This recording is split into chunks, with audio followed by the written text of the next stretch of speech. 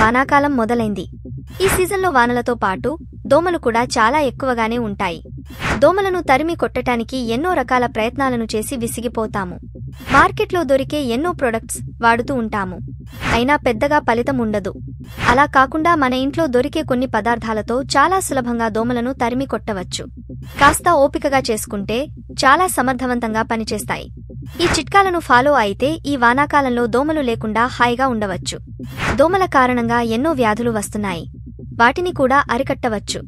నిమ్మకాయ, లవంగాలు దోమల నివారణలో చాలా అద్భుతంగా పనిచేస్తాయి. నిమ్మకాయను సగానికి కట్ చేసి 10 లవంగాలను గుచ్చి గదిలో లేదా హాల్లో పెట్టాలి.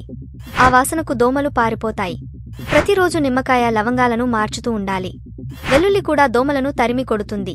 వెల్లుల్లి రెబ్బలను నీటిలో నానబెట్టి నీటిని పోసి మెత్తని పేస్ట్గా చేసి నీటిలో కలిపి దోమలు ఉన్న ప్రదేశంలో స్ప్రే చేస్తే దోమలు పారిపోతాయి.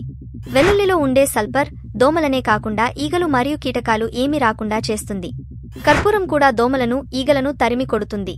ఒక గిన్నెలో నీటిని పోసి కొన్ని కర్పూరం బిళ్ళలు వేసి గది లేదా హాల్లో పెడితే దోమలు ఆ వాసనకు బయటకు పోవటమే కాకుండా బయట దోమలు కూడా లోపలికి రావు.